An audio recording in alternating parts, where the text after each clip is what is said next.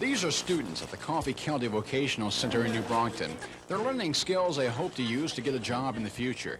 But the future of their school and all schools in the county would be up in the air if residents vote not to renew the current education tax in the county. Sample ballots being circulated stress that this is not a new tax, and education leaders are speaking out about what would happen if the referendum fails. That without the collection of these taxes, then schools would close, because Alabama state law requires that each school system within the state collect a minimum of 10 meals tax. And of course, if this tax issue fails, we would not collect the 10 meals, and therefore we would not receive the state funds, and we would close schools. All three of the county superintendents have been working hard to get the tax continued. Today, all three appeared on a radio program in Enterprise to talk about the referendum. Their message was to the point. I do not expect the good people of Coffee County to vote down a renewal of an existing tax, not in light of the services that they are receiving for their children. I dare say this, we're going to get into personnel situations, very drastic personnel cuts, extracurricular cuts, if these taxes are not revoted by the people. All three are confident that the 30-year extension will pass, but they worry about what would happen if voters don't turn out and schools in the county are forced to close. Cal Calloway, WSFA TV News, Coffee County. In study hall at Lee High School, Cheryl Glenn is getting caught up on her schoolwork. She missed 2 days recently for the sectional and state track meets. While other students head home or to work, Cheryl Glenn heads to the track. A newly crowned state high school champion in 3 events, the 100 and 200 meter dashes and 1600 meter relay, this 18-year-old senior began running just 4 short years ago. I would just like to run because I just like to keep up with the boys when I was younger and staying with them instead of staying back there with the girls. To qualify for the state meet, where she scored more than half of the Lady General's points, Cheryl had to win here at the sectional meet. If I feel tight in my legs, I'll have balm put on it. Then I'll go and I'll do stretching routines. And then before the race, I'll go in deep concentration about how I'm going to prepare, how exactly I'm going to run my race. My starts are my worst thing. They're what keeps my time down, so I always have to worry about them. And then I just think about winning after that, and victory after it. 10-9 has been my personal best. So that's a new personal best? Yeah. So I guess you're happy, huh? Yeah. With some weight training in college, Cheryl Glenn has a better than average chance at achieving her goal in track, to be a member of the U.S. Olympic team. So what, maybe 4 years from now, you think? Maybe. Maybe.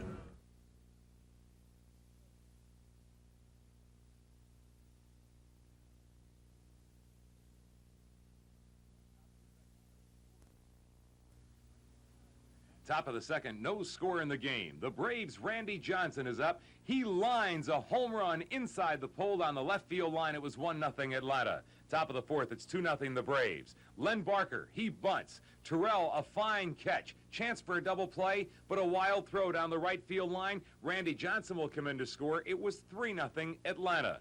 To the top of the sixth, that's Glenn Hubbard. Hubbard will hit a fly ball into left center field, and suddenly the Mets begin to look like the Mets. George Foster calls for it. Mookie Wilson collides with him. Hubbard around second. He will go to third. The Mets found themselves trailing 4-1 and making a bunch of mistakes. Top of the seventh, 4-1, the Braves. Glenn Hubbard up again. This time he doubles down the left field line. Rafael Ramirez will come around to score. Atlanta takes a 5-1 lead as Chris Chambliss ends up at third base. I did say the Mets were making mistakes. Watch this. Top of the eighth inning, 5-1 Atlanta. Rafael Ramirez, a line shot to left center. Mookie Wilson misjudges. Ball hits him in the side, bounces away. Alex Trevino comes in to score. The Atlanta Braves go on to down the Mets 7-3.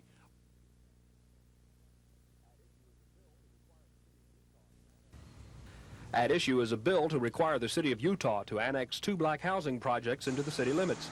The bill is being challenged by Senator Earl Goodwin of Selma, who doesn't represent Utah, because he says the bill wasn't properly voted out of committee. But Senator Hank Sanders, who does represent Utah, says there's another motivation behind Goodwin's opposition to the bill. The one single issue with Senator Goodwin here is an issue of racism. It has nothing to do with the integrity of that bill. That bill is fair and right. These two housing projects for years have been trying to get in the city of Utah.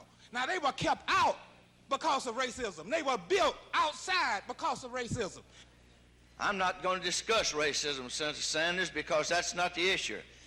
Lieutenant Governor Bill Baxley ruled that the bill could be voted on, and that sparked a filibuster by Senator Goodwin and others. The longer the talkathon lasts, the less time there'll be to consider state employee and teacher pay raises, the governor's proposed tax on municipal electric utilities, and his proposed constitutional amendment to raise property taxes. The House has had some hang-ups of its own. For the last 3 days, House members have argued over a bill that would allow cities and dry counties to vote to legalize liquor sales in the city limits. On Tuesday, the bill was sent back to committee. Yesterday, it was recalled and passed by a narrow margin. And today, the House tried to bring the bill up again and kill it, but the votes weren't there. One House member did have enough votes to change the rules to require a roll call vote on future legislative pay raise votes.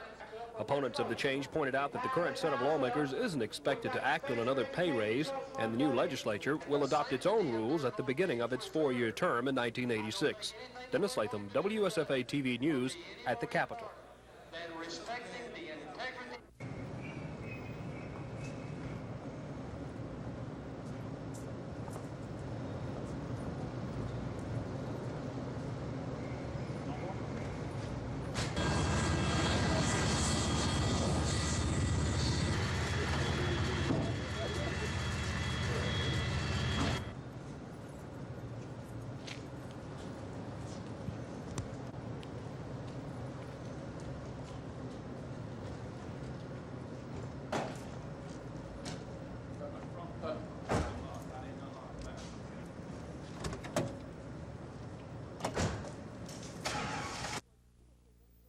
What the three legislators heard this morning was criticism from two other elected officials. Houston County Commissioner Lowell Roundtree doesn't like the legislature approving pay raises for county employees without giving the county money for those raises. What Roundtree is talking about are pay raises approved by the legislature for sheriff's deputies in the state. That bill now goes to the governor. One lawmaker who once chaired the county commission voted for that bill. But how do you tell the deputies you hadn't got any money when all of a sudden they look and they see all the county commissioners up there trying to get a raise? And I think that bill last night does not get the law officers, the county deputies, out of reason. Also catching heat was Senator Chip Bailey, who is sponsoring amendments dealing with the Dothan City Commission. Bailey says these amendments would clarify current laws, but one city commission is not happy with them. And I personally will hope that he'll leave it alone, because I don't think he's qualified to put all the amendments, because he don't understand what's already there. One of these amendments would prevent Dothan commissioners from voting themselves pay raises while they're in office. This is in the Constitution for the state of Alabama. But I think if you check the records for the city of Dothan, you'll find that the last pay increase was in fact paid to the city commissioners during their term of office. So obviously having it in the Constitution was not sufficient. Mary Beth Boyd, WSFA TV News, Dothan. The choir was sentenced to 28 years in prison and fined $50,000. He was moved in and out of the federal courthouse under tight security. The choir's wife and children were in court with bodyguards the family hired. Defense attorney F. Lee Bailey repeatedly says LaQuire has not and will not cooperate with the government, saying this might be his client's only life insurance. Since drug agents seized this cargo of coke, 8 men have been arrested. We, of course, had some problems early with the dismissal of some of the defendants. We pursued it as vigorously as we could. I feel like we've convicted the highest level drug smuggler ever convicted in the state of Alabama. 2 have been convicted, 3 pled guilty and must still be sentenced, and the last 2 are at large. Bell hints one more indictment may come from the drug case. LaQuire is serving a jail term in Florida on drug charges. Tennessee authorities want to try him in connection to a gunfight with custom agents. He faces life imprisonment there. So Bell says his office probably won't pursue attempted escape charges against LaQuire, Police found a note detailing an escape route from city jail and suspect LaQuire wrote it. A jailer has been placed on leave and is supposed to have a hearing before the mayor next week. Susan Silvernail, WSFA TV News at the federal courthouse.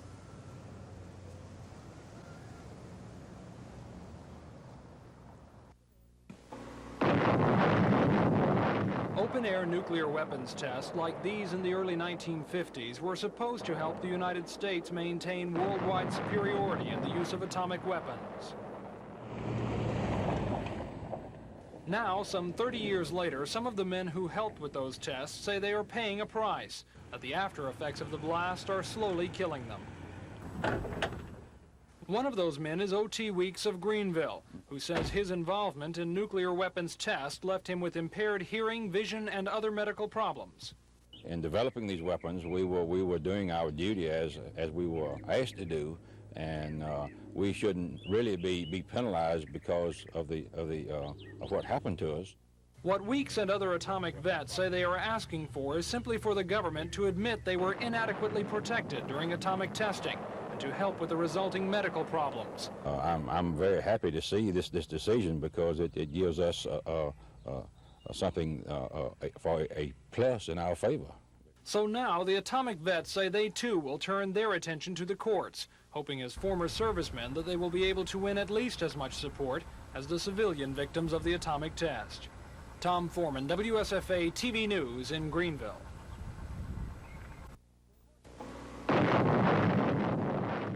The court said open-air nuclear tests in the early 1950s posed a health threat to neighboring towns, and the government was to blame. But the court's ruling is also a ray of hope for many of the servicemen involved in those tests, who say they too suffered medical problems as a result. O.T. Weeks of Greenville is a member of the board of directors for the National Association of Atomic Veterans. He's happy with the court's decision. I think that this puts us in position where we will have to reevaluate class action suits and see if this is the way that we as veterans might have to go to get compensation for the veterans that are in dire need, and the widows also, and maybe children. What the decision means in practical terms for the 200 or so known atomic vets in Alabama is that they will probably redirect their search for help into the courtroom, hoping there they'll get the assistance they say so far has been denied them. Tom Foreman, WSFA TV News in Greenville.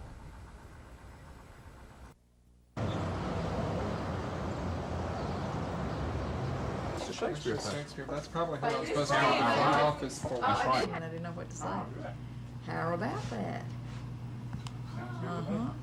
Carol Matthews. You have the job sheet for it. It's That's Matt. all wait. That's right. I've got poison ivy. It's ready then. She can have it. Because it says do mechanical. Sounds good to me. Well, I think that's going to work, and that's what we want to go with. Okay. It's the same thing? And maybe there's two different. This is one. You had another one. I've got them.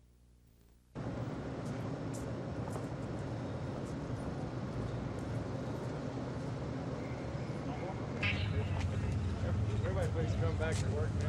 What are you trying to get some air back here? Yeah. Bring something.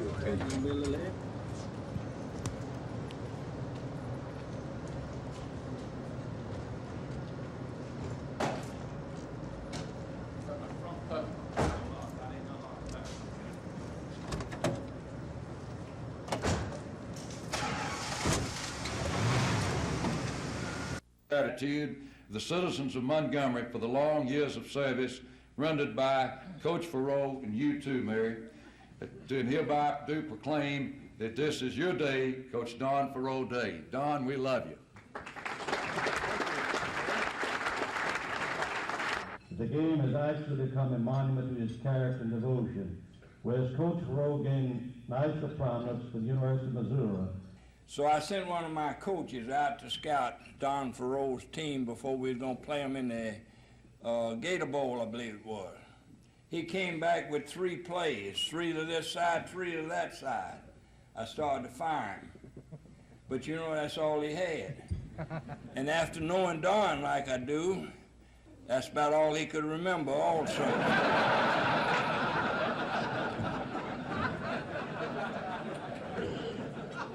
Now, practically every football coach in the country copied what Faroe did. That made it easy on me. Bill Chandler of the Lions Club announced the establishment of the annual Don Faroe Award, which will be given annually to a blue-gray player. Thank you not only for your service, but also for the inspiration that you and Mary have given to us.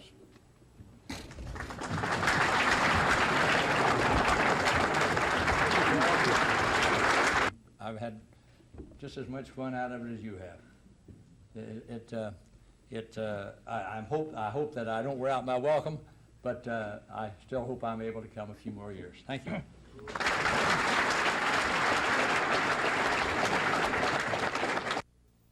It was 1941 when the University of Missouri first lined up in a new offense which would come to be known as the split T.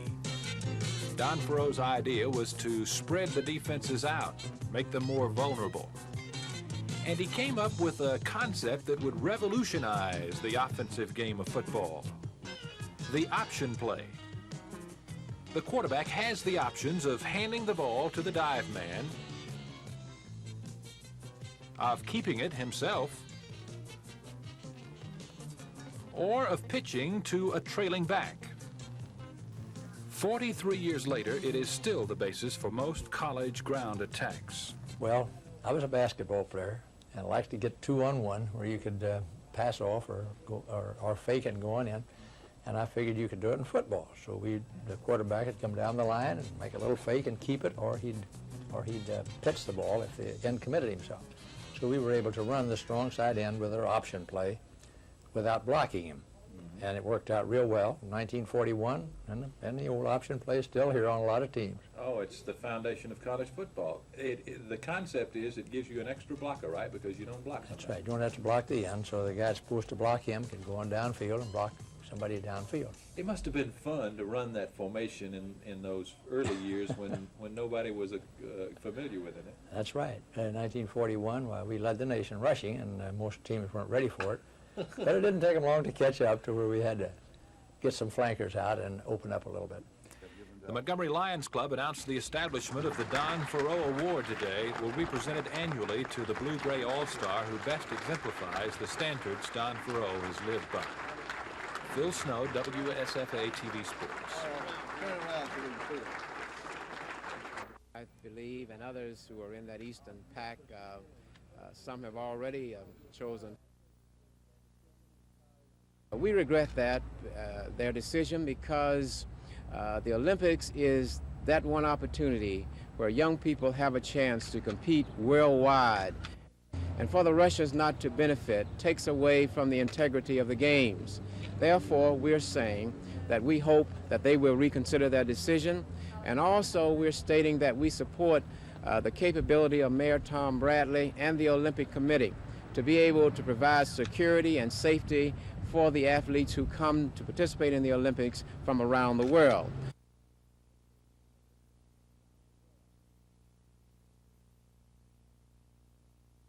Will join their pullout. Let me just sum it up by saying that I think that this country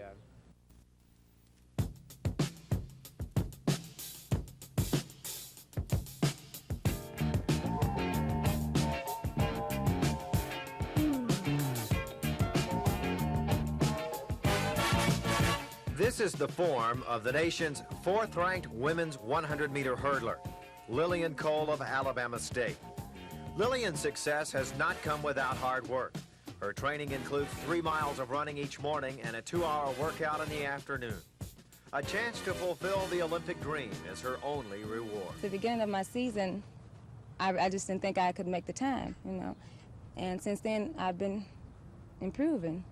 So I'd say a reward. With a little self-confidence, you know, build up the self-esteem. If she maintains that, I truly believe that she can make the 1984 and 1988 Olympics.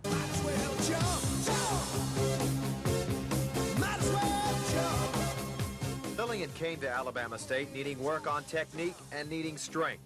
Barbara Williams and strength coach Bill Long have helped mold her into an athlete of Olympic caliber. I didn't do too much weight training last year, and I could feel it, you know, when I'm running, and it just makes me stronger. Apparently, the only thing holding Lillian Cole back now is money.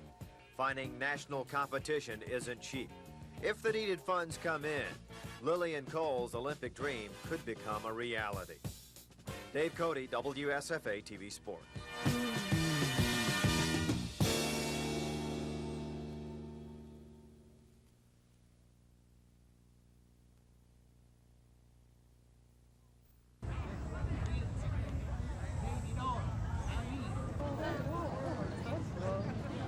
How you doing? Good, real good. How about you? Glad to see you. Yeah. You're showing a little now, aren't you? Yes, all right. Whoa! Whoa! Whoa! Come on! Come on!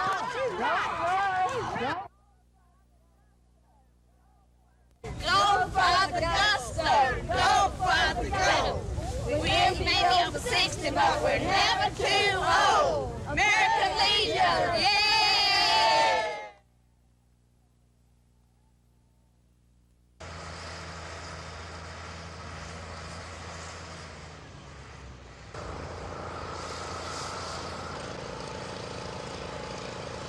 As our attorney to represent us in that. My client is very pleased. We believe that the overwhelming weight of evidence supported the Commission's findings and that our project is environmentally sound and will cause no problems to the beach, actually will enhance the beach and the integrity of the beach. I don't want to say definitively at this point because I have to confer with my clients about it, but I think in all probability we will appeal this decision to the Montgomery County Circuit Court.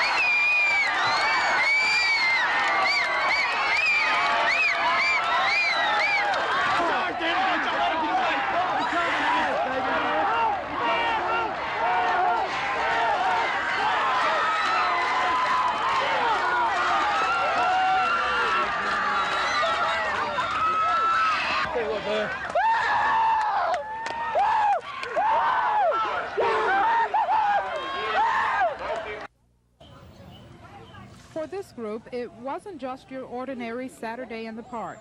Sure, there was the usual picnic spread, kids running around, people laughing and talking, but just take a look at some of these T-shirts, or listen to the songs they sing.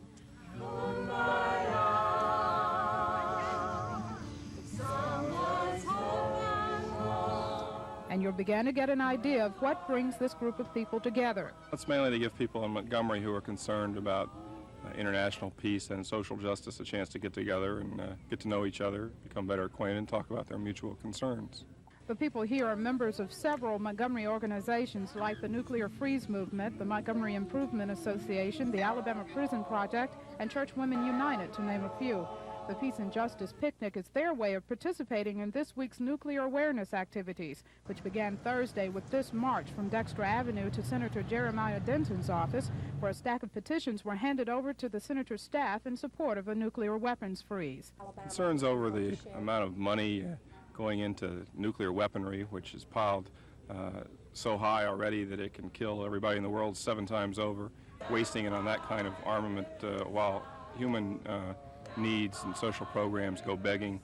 Buried an atom bomb down by the riverside. Lois Russell, WSFA TV News.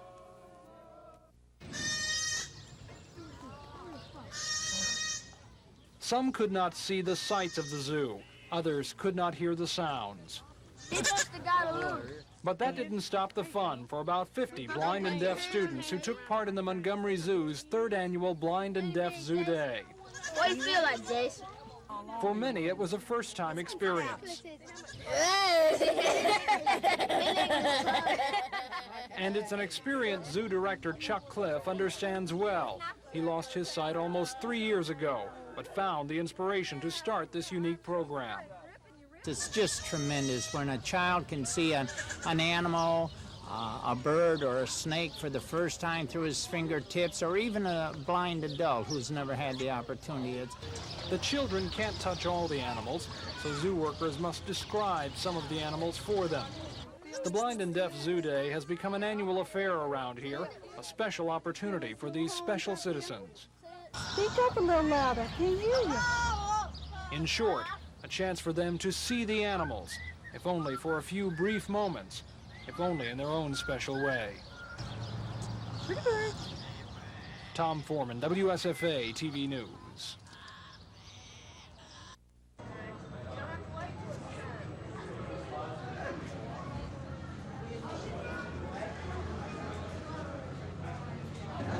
Well, what do you get for the concession?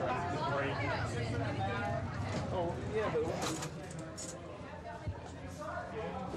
Thank you. Our purpose is to encourage the preservation of recorded music and the appreciation of recorded music, and also to increase people's awareness that record collecting is a hobby. A lot of people have plenty of records, they take good care of them, they have no idea that they have a little treasure at home that they can be valuable. Record prices, unfortunately, are not coming down, but the value of them, if you take care of them, also goes up. So.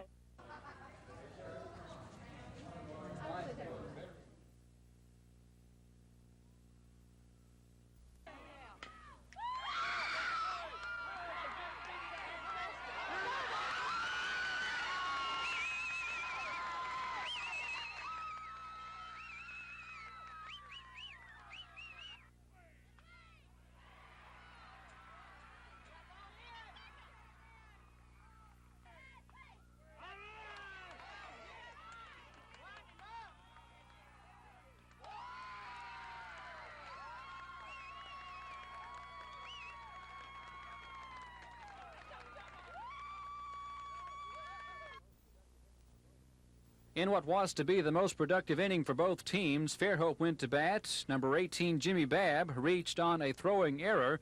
2 runs would score. In all, Fairhope scored 10 runs in their half of the 5th inning. But Northview would come right back. Brian Wilkinson, number 22, lined this shot up the middle. That would score Robbie Arnold. But that would not be enough. Fairhope wins the series 2-1. The victory today, a score of 12-7.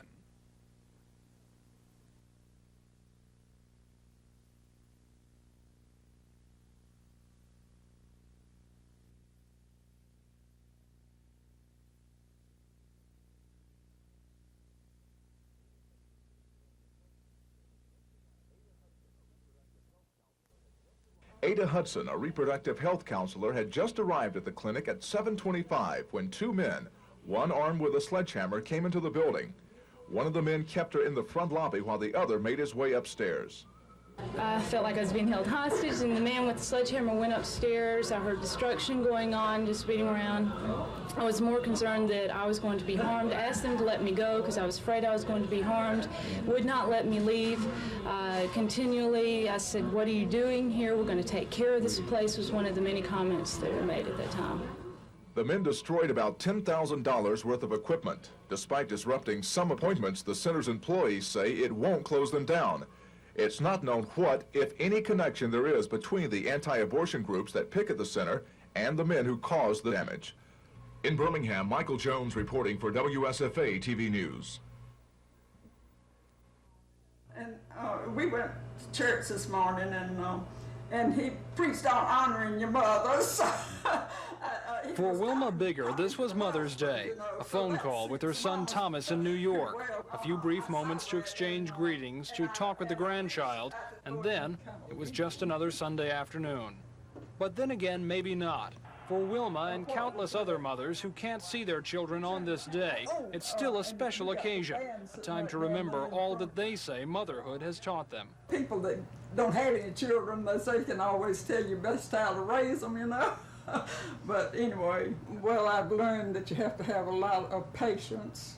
There are the cards, the greetings from many miles away, carefully placed by the pictures taken many years ago. Those cards, you know, that I get, and the nice things they say, why, I'm pretending for the day they're all true. Of course, for both Wilma and her sister Carrie, Mother's Day also reminds them of their mom. Our mother taught us to be self-sufficient, get an education, and when we got an education, look for a job. She didn't want us under her to keep us. Did it work? Yeah. So what's so special about Wilma Bigger? Well, nothing, except she is a mother, and maybe, at least today, that's special enough. If you know that they think of you and would like to be there, why, then you can be happy. Tom Foreman, WSFA TV News. And that's why I'm proud to say that Tuskegee is taking the lead. In 1980, this country had 1.4 million engineers, but only 11,000 of them were black engineers. That's less than 1%. We had 248,000 computer scientists, but only 1,400 were black. And finally, in the total science and engineering workforce of 3 million professionals, we had only 41,000 black Americans. That, again, represents a little over 1%.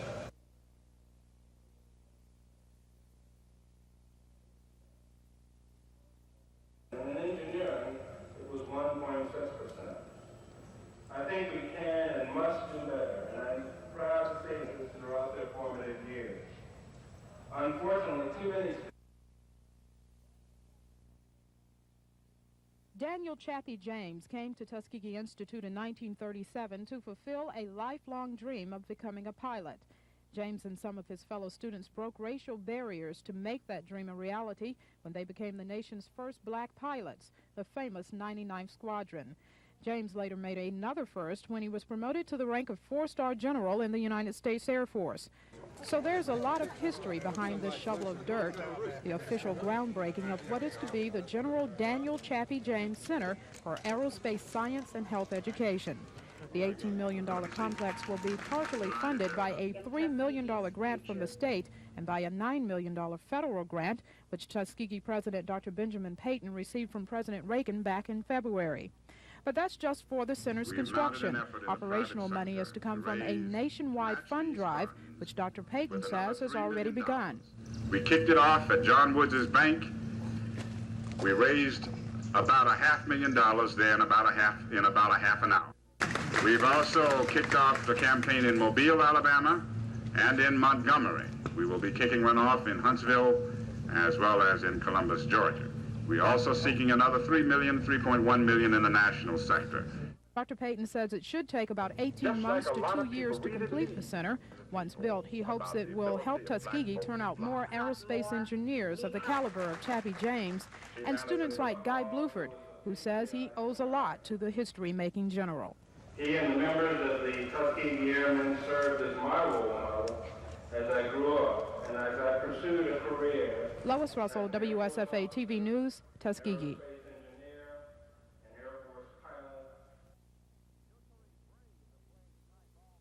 Joe Torre's Braves are playing the type ball that all fans enjoy, and today was no exception. The first score for Atlanta on a Pittsburgh throwing error. Dale Murphy would hit home run number 8 today. The Braves now led it 2-0. Pittsburgh would score 2 on this Tony Pena homer in the 5th inning. The Pirates would score 3 more, and after 5 innings, it was 5-3 Pittsburgh. The lead would now swap hands several times, and the Braves were just warming up in the bottom of the 9th. Chris Chambliss would hit a long drive to right field with 2 men on. The ball would be caught, but the throw back to first would not be on line, and here we go tied at 6 each into the 10th inning. The Pirates would score 2 on some poor infield play by Atlanta, and were just about sunk with 2 outs. Catcher Alex Trevino lined this one to the right field fence, driving in the winning runs.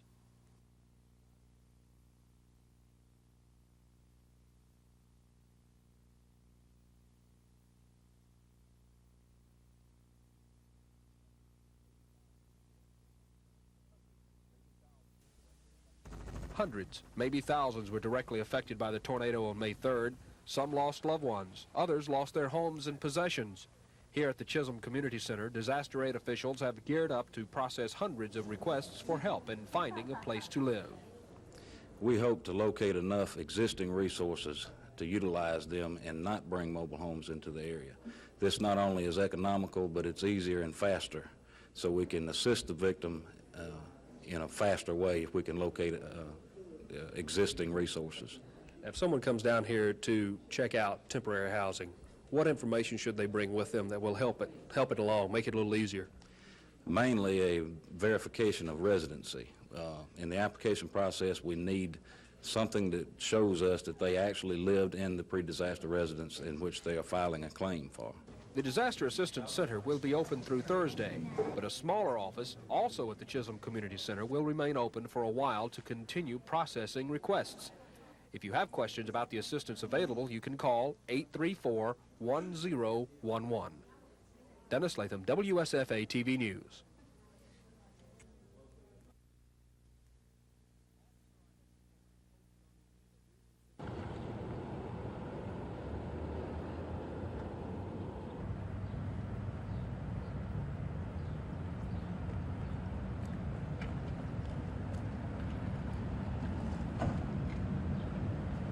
We are asking the court to award such compensatory and punitive damages as this court may deem just and proper. Further, we're asking for injunctive relief, particularly that a written test be reinstated in the Montgomery Police Department as it used to be, that various other objective criteria and factors be used to promote Montgomery police officers, and further that promotions be halted pending the outcome of this lawsuit.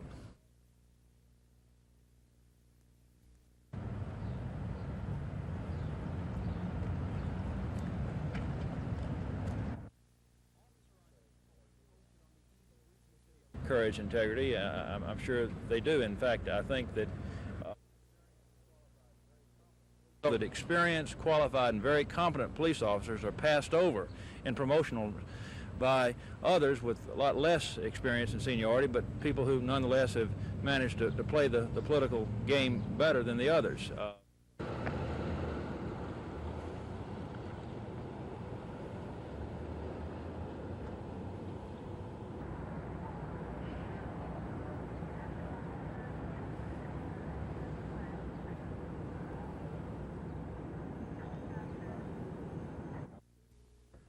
Jim, as I said, and I don't think a person should be put into a position to perform a job simply because he's black, but put in the position to do the job. And if we will put forth a concerted effort to do assignments that way, which we are doing in the police department, I think we can accomplish our goal. Paul, if you know Jen, she trained them, they knew the answer. If I was going to be the one to take the shots of whatever went on, I'd run the show.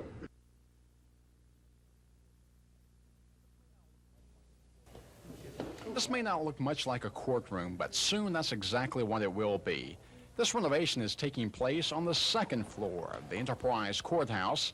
The purpose, to turn one large courtroom into two smaller courtrooms. Numerous counties have gone to this type thing as far as dividing their courtrooms so that you can take care of twice the amount of business on the court docket. The Coffee County Commission approved the project last month after being contacted by the county's judges. The commission itself uses this area for its regular meetings. Having two courtrooms should eliminate any scheduling conflicts. We've done a great job of trying to make the soundproofing it using the best acoustical materials that are available. Also, we're going to carpet these, and we're going to have new furnishings.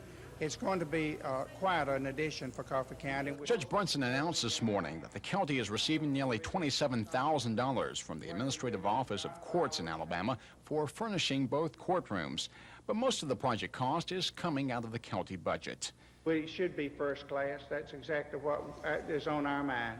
Judge Brunson hopes this project will be completed by the end of next month.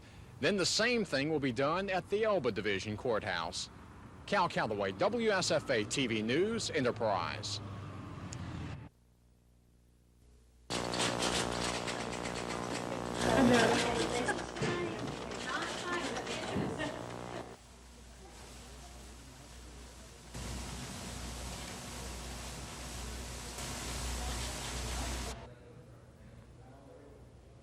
I certainly think that it's something we have got to have is this school's tax extension, is extending this because it is not a new tax, and it does go, of course, for our children in the three systems in this county.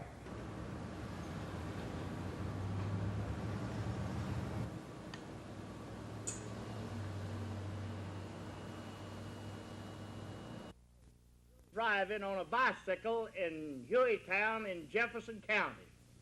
Needless and untimely. When he chooses to drink, and he does this, we do it, we choose, and we know what the law is. To drink and drive, it's our choice to give up our driver's license. We must give them up. We know that it's the law. It's a good law. Let's keep it.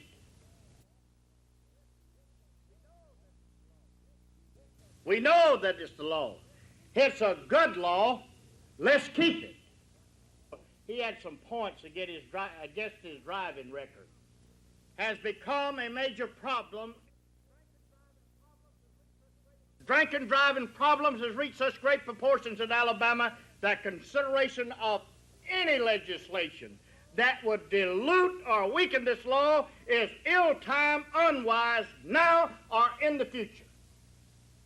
Stone Age. Some 40,000 years ago, someone issued a citation for reckless driving on a bicycle in Hueytown in Jefferson County. I wanted to share that with you today, and he was fined $69.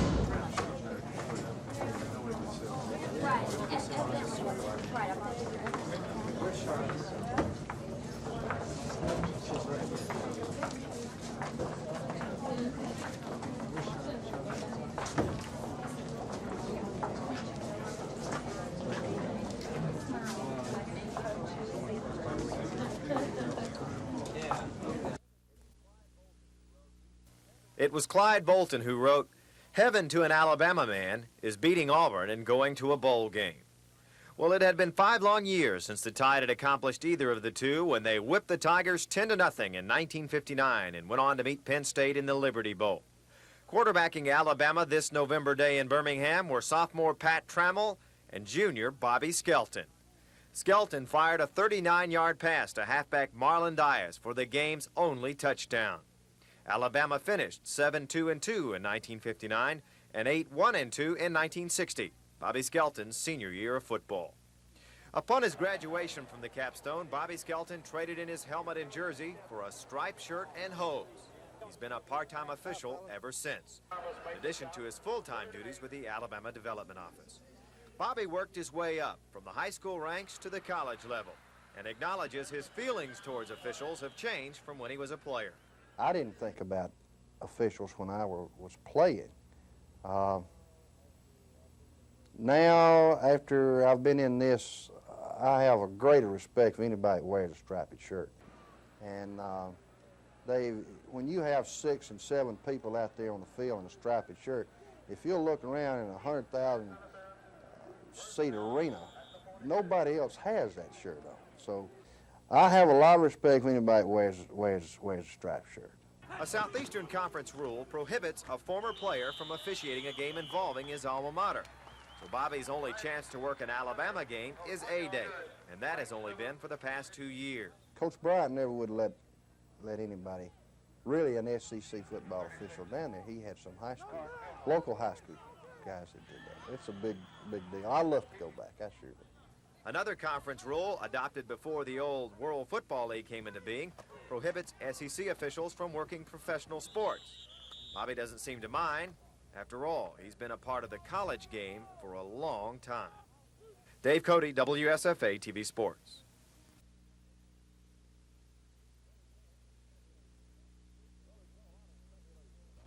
Well, there's been a lot of speculation about the fate of the World's Fair in New Orleans. Would it open on time? Would it attract the millions of tourists needed to make it pay off?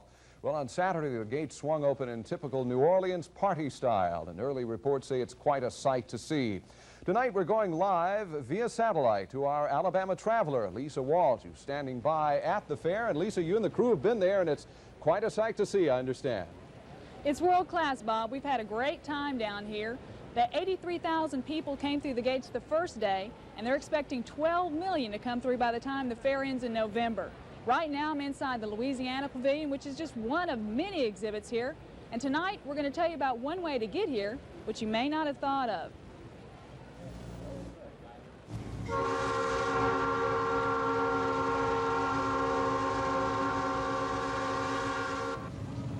It's been 13 years since a passenger train has chugged its way from Mobile to New Orleans, but Amtrak decided to reinstate the route for the 1984 World's Fair. It's called the Gulf Coast Limited. Although fares will be going up in June, a round-trip ticket now costs $36, and children under 12 ride for half fare. Perhaps the main reason to travel by train to the fair is that you won't have to worry about parking in or driving through congested New Orleans traffic once you arrive. New Orleans, which is a congested city in normal times, was really worried about having an additional 12 to 20 million people come to town with their cars. The city, they are afraid, is going to be largely paralyzed by this influx. The city has been investigating a number of ways of dealing with that particular problem. We think the train will help. Of course, first-time passengers believe there are other reasons to travel by rail. It's real fun because it seems like you get there faster on a train than on a car.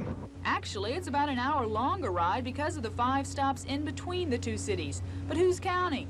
And you won't have to hassle with this once you get to New Orleans. Instead, take the shuttle bus directly to the fair. Lisa, I understand that the China exhibit is one of the most popular so far of the World's Fair. What's it like? Well, it's a great exhibit. Pieces from the Ming Dynasty, and I believe it's probably because the president's trip over there. It's really stirred interest in it. Also, I understand that some people have been a little surprised at the price of admission into the fair. Right, it's a little steep, $15 for adults and only $1 discount for children. Children are $14 to get in. But once you get in, you're able to see 23 pavilions, so most people are pretty happy with the price. I understand the crowds are there. How about the lines? Long waits at most of the exhibits? Actually, it's been pretty fast moving. The longest wait has been about 20 minutes. Not bad at all. Lisa Walsh, we look forward to hearing more reports. I understand you've got quite a few coming in the next week or so. That's right, and tonight at 10 we're going to have a story about what's going to happen with Amtrak in Montgomery. Sounds good. Lisa Walsh, our Alabama traveler, reporting live via satellite from the World's Fair in New Orleans.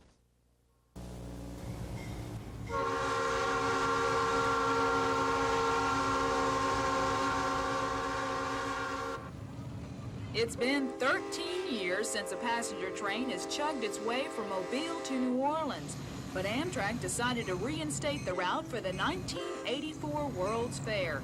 It's called the Gulf Coast Limited. Although fares will be going up in June, a round-trip ticket now costs $36, and children under 12 ride for half fare. Perhaps the main reason to travel by train to the fair is that you won't have to worry about parking in or driving through congested New Orleans traffic once you arrive. New Orleans, which is a congested city in normal times, was really worried about having an additional 12 to 20 million people come to town with their cars. The city, they are afraid, is going to be largely paralyzed by this influx. The city has been investigating a number of ways of dealing with that particular problem. We think the train will help. Of course, first-time passengers believe there are other reasons to travel by rail. It's real fun because it seems like you get there faster on a train than on a car. Actually, it's about an hour longer ride because of the 5 stops in between the two cities. But who's counting? And you won't have to hassle with this once you get to New Orleans. Instead, take the shuttle bus directly to the fair.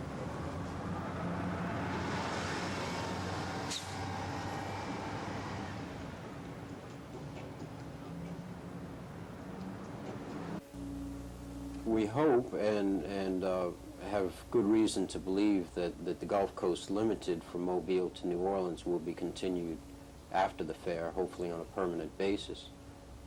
In fact, we're seeking a federal grant at this time to investigate the possibility of extending that route from Mobile to Birmingham. That would be Mobile to Birmingham via Montgomery. People could ride the rail from Montgomery as far north as Montreal and as far west as Los Angeles. Amtrak officials are hoping the fair will ignite interest in passenger trains again, and that the Montgomery route will be added. Alabama legislators are already interested. They appropriated $167,000 for the Gulf Coast Limited route earlier this year, and just last week appropriated another $428,000. For Alabama's $428,000 that they would receive from the legislature, it would be matched by $1,285,000 from Amtrak. Before, this money has been available, but it's just been going to other sections of the country. Whether the Gulf Coast Limited route will be dead in its tracks after the fair, or whether passenger rail service will be extended to Montgomery, depends on one thing: ridership. Amtrak officials are saying if you want rail service to Montgomery, then take a train to the fair. And when you get to the fair, you'll ride another type of train, the monorail. We'll have more on the entertainment exhibits at the fair tomorrow night. Lisa Walsh, WSFA TV News at the World's Fair in New Orleans.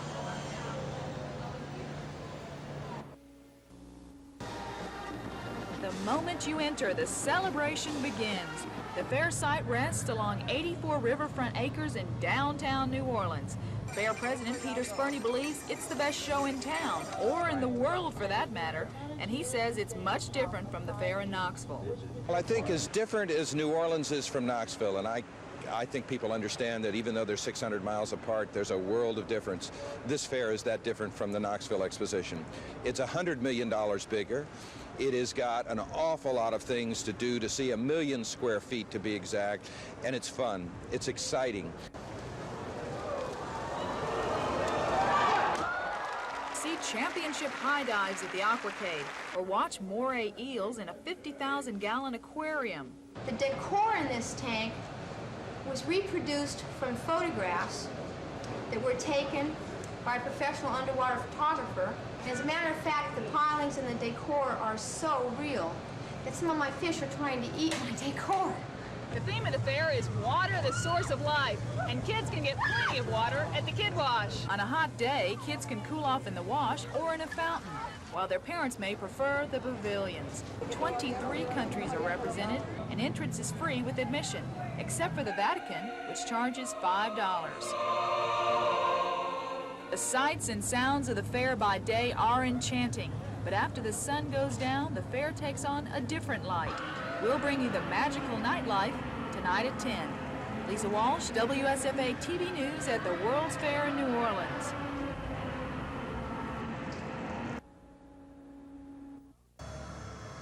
For openers, you may want to ride on the Skylab.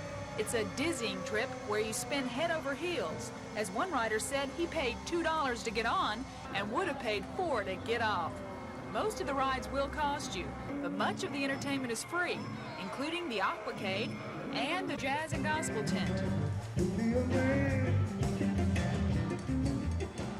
40,000 hours of entertainment are planned for the World's Fair stages, and the man who keeps the stars under the lights is Richard Peters, who's in charge of the fair's 10 million light bulbs. And the entire site will be controlled by a master Leviton computer, which means that all of the activation of the various parts of the site are controlled by telephone relay, and I can control the operation of the Wonderwall, the operation of the theme pavilions.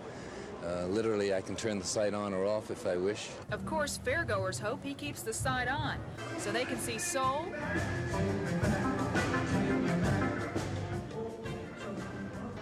Symphony,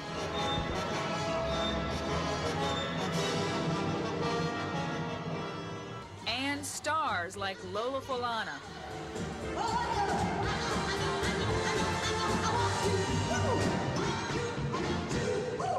Other stars who will be wanting you to come to the fair are Johnny Cash, Pete Fountain, and Cheap Trick. They're all appearing in May. Many other top entertainers are scheduled for the following months. And after the show of your choice, you can kick back, watch the fireworks, and think about what you want to see at the fair the next day. Lisa Walsh, WSFA TV News at the World's Fair in New Orleans.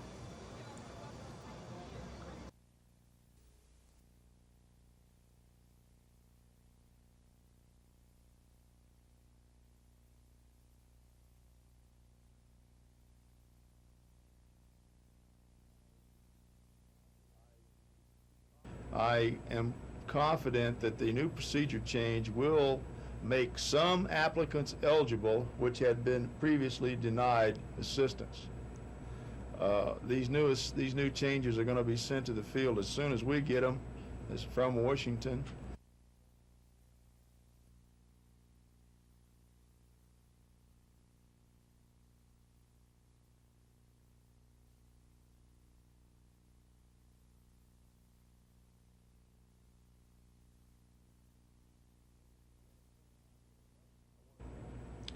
I want to point out that another provision in this new law will expand the opportunity to apply for emergency loans by 2 months. We do not know what the new deadline will be at this time, but we anticipate that in the immediate future we'll be given this date, and that the people who feel that they are eligible for assistance should be in close contact with their county supervisor in their home county.